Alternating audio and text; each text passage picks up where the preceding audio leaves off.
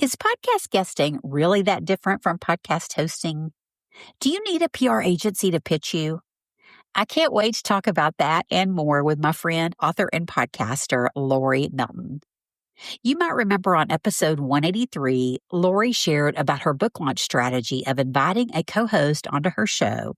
In this episode, she's returning to share about her podcast guesting strategy, including how her traditional publisher's publicist played a role, how she's sending her own personalized pitches, and her secret to getting booked on 80% of the shows she pitches. You're in for a treat today, so let's get to it. Hey, Lori, welcome back to Book Marketing Mania. I'm so thrilled you're here to serve my listeners. Yeah, me too. Thanks, Kim. Good to be back. Yeah. So last time we dug all into Lori's amazing podcast. And today I wanted to talk about podcast guesting because I know you've been doing a lot of guesting, Lori.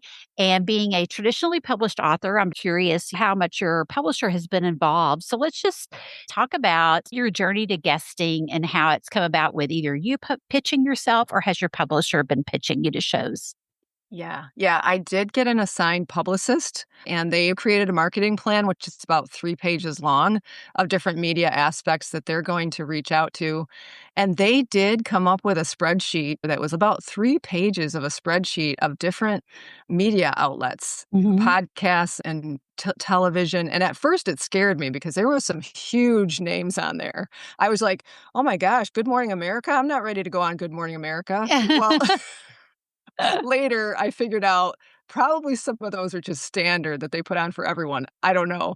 So they did do some reaching out like that. There were a handful of podcast episodes that were scheduled from people that they had contacts with that then I got interviews with.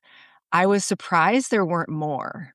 Like, to me, when I looked at that 3-page list, I thought, that's it? Like, I kept thinking, oh, when I get close to my launch date, I know there's just going to be a bunch of them, but there weren't. But in the meantime, I had been keeping a list of different podcasts that I thought that I had a topic that I could speak on that might resonate with them. And I had gotten training through you and others about how to guest on podcasts. And I had a podcast, so I was comfortable and knew I liked it.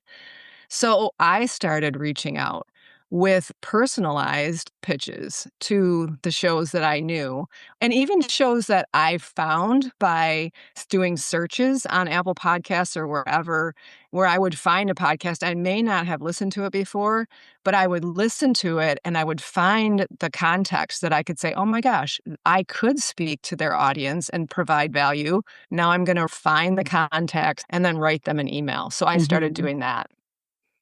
Good. Yeah. I think it is a combination of the both, right? Because I know like when I worked with traditional publishers, I mean, they have this like set time frame that they're going to support, getting the PR done for your book, which is incredible. Like you just said, you never know like what could come out of a Good Morning America. I mean, you never know. So if they were to offer, hey, come on the show, obviously you would do it. But I know you wouldn't be thinking like, I'm going to start there. But yeah, I think that's the beauty is that they do have those big contacts that you may not be able to reach otherwise.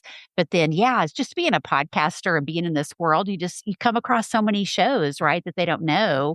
And so I think it's so great to be able to reach out and serve their audiences. And, it's an ongoing thing, which I'm sure I'll keep seeing your name pop up in my podcast player and seeing you promote your interviews, which is so fun. So I want to ask you too, Lori, doing this kind of around your book launch, obviously that is a big topic, is just the heart behind your book and what you teach in your book. But I also know there's so many other facets to Lori and there's so many other topics you can share about. So what have you found through that journey? Because I know some of the interviews I've seen pop up, they're not necessarily about your book. I'm sure there's an opportunity to always talk about your book, right? But they've been different kind of topics. So talk about how you've gone about doing that. Yeah, you realize that you have a lot more expertise than what is just in your book. Like Journey with a Giant is one particular practice for growing in your relationship with God. But I'm also a retreat leader. I've also been a passionate follower of Jesus for 40 plus years. I'm an empty nester. I'm a mother. I'm a wife. And plus my writing journey speaks to so many people. So all those different categories, I started keeping my ears open for those different groups that this would be inspiring to them or something that I could share I had expertise on.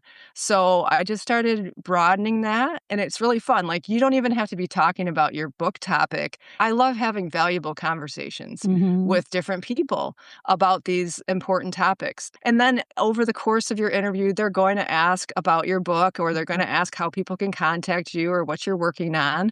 So it all works together. And then people start visiting your website. And plus, you get more experience in the Mhm. process.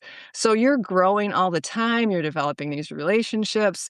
So it's a valuable thing to do and to broaden your idea where it's like, well, I can't go on there and talk about walking with giants. They won't want to just talk about that. It's okay. It's okay. Just let it be whatever topic that crosses what their show is about. And then Mhm. just trust that these are all Mhm. pieces of the puzzle. Yeah, that's a good way to look at it. Because 'cause you're right. I mean, like, when you hear a guest on a show, like, if they're speaking to your heart, you automatically, like, wanna go check them out and learn more about them. And then, yeah, if they have a book, Mhm. then that's like a no-brainer to go check out their book and maybe buy it. So, yeah, there's just so much incredible thing I think you can do with guesting. So, have you seen any, like, specific results from the shows that have gone live, or maybe you've seen results before the show has gone live, for your interviews? Yeah, yeah. Oh, yeah. It's been great. I mean, so before I was doing interviews, for people to come to my website to sign up, it was based only on my newsletter and people that were listening to my specific podcast. And I don't have a huge listenership to the Sanctuary Stirrings yet. So the growth, like, you get these reports by the week from your podcast carrier or your newsletter, how many people are signing up for your newsletter. It was so slow. And now every week when I open that email, I'm like, oh my gosh, this many people just signed up. It must be because of, these interviews that people are hearing. And so my husband would tell me through our years of marriage, and we had all these kids to support, and he was working like an hourly job. And he said, I have to have a job that will earn for me even while I'm not working. And when we create content, it is working for us when we're not working. It's multiplying because people can find it all the time and pass it on and all those things. So, yeah, I have seen it. Definitely a difference since before I started podcast guesting Mhm. compared to, now. And I love that. And the more podcast episodes you get out there, the more it happens. Mhm. So, yeah, it's a fun thing. It's a great thing to see happen finally, where you're like, ah, is this ever going to happen? How's it going to happen? Right, It's a great yeah. way to do it. Mhm. Yeah, that's so true, and when you're hosting, you don't always see, like, a big jump in things, but you're serving people, and then you're like, "Well, how can I serve more people?" How can I get more people to know Mhm. about my podcast, and guesting is such a great way to do that, and I love that you kinda track I mean, you've noticed that jump because that's something that I didn't always notice right away, but then I would look back over my numbers, be like, that's interesting that this month was higher." Like, what was there a certain topic that month that really appealed to people? And that's what I started seeing was like, "Oh, wait, I had 2 interviews go live that month," and so then it's like this Yes. huge jump in new listeners, and yeah, it's so interesting to see that and to kinda tie it together and know I think it was Christmas or maybe the summer that I took a pretty long break from publishing episodes, and, a lot of people say don't do that, but I Yeah. did, and my show still got more downloads than I expected. But, I was, like, scratching my head going, "Wow, I haven't had any new episodes, but yet it's Mhm. still, reaching people and they're listening and it's growing." And I was like, "Oh, and during that time frame, I had some episodes go live interviews." So, yeah, it's Yeah. so fun to see, how that kinda blends together. And then, like you just said, like, just getting that practice, like, just, yeah, practicing that muscle of talking about your message in new ways. I think Yeah. that would probably spur on so many book ideas, or just Yeah. so many Yes. opt-in ideas and, yeah, so many Mhm. different things. Yeah. It's so fun. Yeah. Oh gosh. And then, also too, I noticed when we developed our quiz, I started announcing that as a podcast guest. And Mhm. I did notice with that magnet, that specific quiz, that there is even more signups for the newsletter and things like that. So what you're offering also increases that people hear of through your guesting. Yeah, and I think you did a beautiful job of that too, Lori, of like, if you are talking about your book or other messages, from your book, I would think it would be a natural progression, right? That then people be like, well, how do I get started? Or I don't really know what does it mean to pick a spiritual giant? And then boom, you've got your quiz to help them do Yeah. that. So I would think that would be, yeah, a major attraction Yeah. to new email subscribers and readers. So Yeah. if you were speaking to some of our listeners that are just thinking about, okay, maybe I want to start pitching myself to guest on podcasts, what tips would you share with them? Yeah, I would say just enjoy it. Look at the ones that you're already listening to because those topics usually are something that you have expertise in. So first of all, look at those and then also develop your press kit, a one sheet on you and some questions that your interviewer can ask. And I have a press kit that I'd be happy to share with people so that you're ready to send it. And then just make a list, but also take your time. Like you're not in a race. At first, especially if you've got a book coming out, you're like, I have to get all these lined up by book launch. But really, you don't. Do what you can. Like before Christmas, my book came out in November, and I had a personal goal of trying to get on to 20 shows by Christmas time or have them booked. And so I reached out to my publicist. And if you've got anybody working with you, let them know what your goal is because then they get on your team and they're like, yeah, let's do that. So it's good to set a goal, but it's also good just to be relaxed about it and make sure that you're listening to the podcast that you want to pitch to, and then just develop those emails in a really careful way. Like, don't think I need to send 5 out and then have them be 60% quality versus what if I just sent 1 or 2 out this week, and then next week I'll try to send 1 or 2 out. And that way it's more enjoyable, you feel like it's a better quality that you're putting out there, and they will come. And the results that you get, like, when I would have podcasts that I know I had a good fit with, and that I would take time to listen to their episodes and I would send them a pitch, the return, like, I bet I got booked on 80% of those podcasts just through that little process. So your return is going to be probably really great if you just take your time with it and do a quality job of knowing where you fit and how you can serve the listeners. Yeah, I think that's so important. And I remember you did that with my show. And I so appreciate it when people reach out and they're like, okay, I know what Kim talks about because I listen to her show, Right. and just really personalize it because it only takes a little bit of time. And that's what I try to encourage people to like, not just throw out a ton of pitches at one time because then you don't know why you're not hearing back from somebody or what's not working if you don't, slow it down a little bit. But I know that's hard for us to do. Well, was there anything through your pitching journey or guesting journey that surprised you? Like, is there anything you're looking back on going, "Ooh, I wish I would have known this before I got started?" Yeah. I guess the slowness would be something that I didn't know ahead of time, like, I didn't have to be so intense about it. I'm still learning that, but my publisher was really good about that as well. I had a great publisher who said, "This is a long game." When I would ask them what their goal was, they would pause and say, "Just, excellence for the glory of God. We're not gonna push." So, I guess that would be my thing, and then also, it's okay just to try it and see if you like it, see if it fits you, and you might be surprised, like, I was surprised when I first did my pitches and my interviews, I was nervous. And I had a friend that I went to and I was like, "Oh, I got to get ready for this." And that person said to me, "You know this stuff. It's already in you. Don't worry." And I found that, you get your questions. Usually the podcast host a lot of times will send you proposed questions that you may talk about. And those are helpful. I would always do that. And I will always look over them. But what I found was don't overlook at those questions.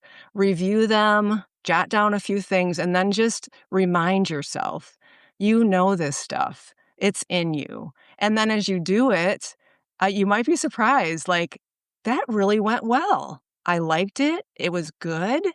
It was a great exchange. And Mhm. and what a positive reinforcement that is to continue Yeah. going forward. Yeah. That's so true. Because I know I've, well, on both sides of the mic, 'cause sometimes, the conversation just goes a different direction, right, than you're planning on because it's, like, so good and you're like, "Okay, I've got to carry on. I just gotta ignore my other questions I had, and I've got to just Mhm. carry this forward because this is what's gonna help my listeners the most." And then, as a guest, yeah, I just remember, like, the very first few ones I did, I would always end it, and I'm just like, oh, I wish I Oh, woulda I said know. X, Y, and Z." Like, and you beat Yeah. yourself up and you're like then you go and listen to it when it airs and you're like, Yeah. "Wow, that was actually really good." It's it's so true. Like, that's a great point, Kim. It's a great point. Like, the times when I thought I got off and I went, "Oh my gosh, I really flubbed that up. That was no good." And then they come out and you listen to them and you say, "That wasn't as bad as I thought." There is something going on in our head that's way different than reality. Mhm, So so different true, than yeah. reality. We can't listen to that. And so it is like, I would be afraid, like you probably were like, "Oh, I'm not gonna listen to it because what Mhm. if it's bad?" But if we listen to it, actually a lot of Mhm. times it provides affirmation to us, like, it was actually Yeah. good.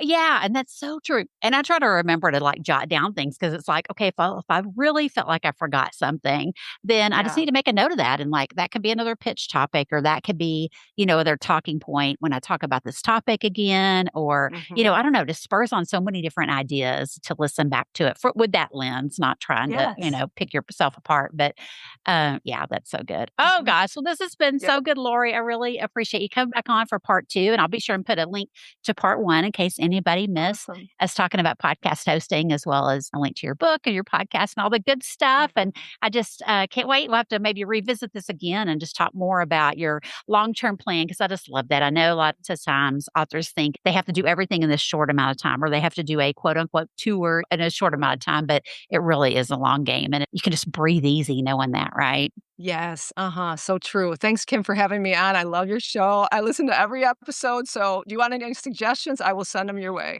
You're so sweet. Thanks, Lori. All right, talk soon. Oh, y'all, I hope Lori inspired you towards sharing your own message as a guest on podcast and seeing that it's a long game, one that comes with lots of fruit in relationships with podcast hosts and readers alike. So thanks for tuning into Book Marketing Mania. And as always, I'll be there for you next episode to help you reach and serve your readers one podcast at a time. See you then.